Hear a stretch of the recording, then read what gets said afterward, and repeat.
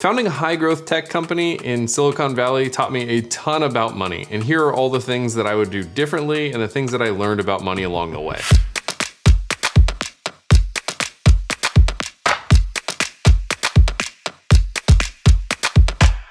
So myself and a couple of other co-founders back in 2014 started a company called Greenbits. Greenbits built point of sale software for the cannabis space. This was the first time I had ever started and founded a company of my own. I had been part of early stage startups before, but this was the first one I've done myself. And boy, did I learn a lot. The first thing that I learned and that I am preparing for in the future and planning for in the future is that you need to have liquid capital.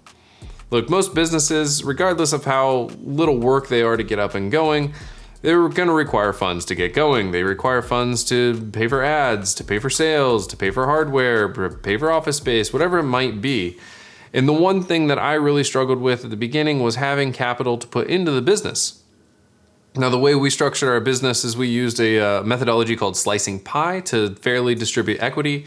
And that did prefer cash into the business over hours into the business. And because I was so light on liquid capital, I was not able to keep up at the rate that I would like to have kept up at. If I had a lot more storage sitting around, which I've done videos about how I store my money for future investments, I would have had the ability to do this. And on top of that, liquid capital is also useful because, well, you're not making any money in the early years in your startup. You're making basically zero. Even if you are taking a salary, it's probably much below the market rate. And if you were like me and in a comfortable, high-paying job prior to that, your expenses may not match your income.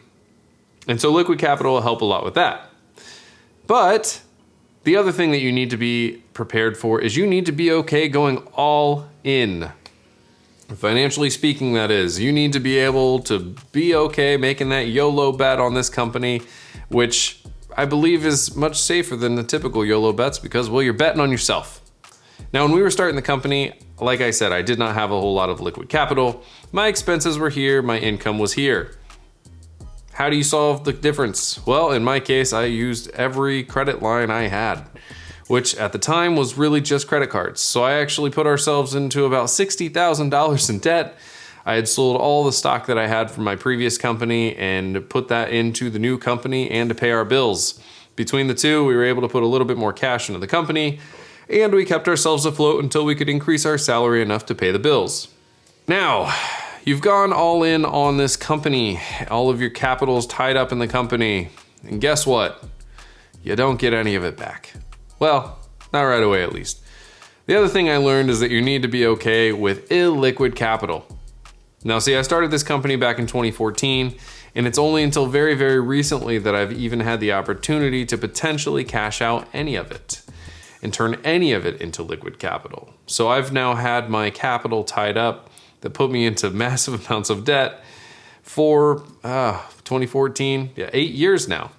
8 years it's been locked up, and that's fairly typical of any startup. Most startups, you're going to be looking at a 5 to 10 year time frame in terms of illiquidity. So you need to be okay going all in. You need to be okay having all of that money illiquid. So on top of that, you need to make sure that you understand the basic principles of personal finance. There's plenty of resources on this nowadays, and something that I really wish I would have done in the beginning stages. I wish I would have understood how to properly budget. I wish I would have understood how to decrease those expenses and increase the income and how to save and invest in all of those things before I even started this thing, but I didn't. I figured that out along the way. Now, the last thing I say is really, really important as a founder, but it's also important as a early engineer or early employee at one of these companies, is to understand all the various ways that you can be given equity in this business. So a lot of my equity was in the form of stock. Now, in stock terms, there are preferred shares, there's common shares, and there's very big, important differences between the two.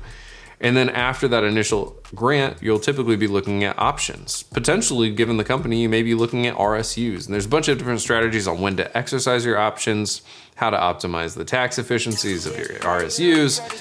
You need to understand all of these things if you're gonna get into this. And really, that's most of the things that I've learned about money as a startup founder, and boy, it was quite the learning experience. If you've started a company and you learned something about money along the way, drop those in the comments, and if this might help someone you know, please share it. I'll see you guys next time. Peace!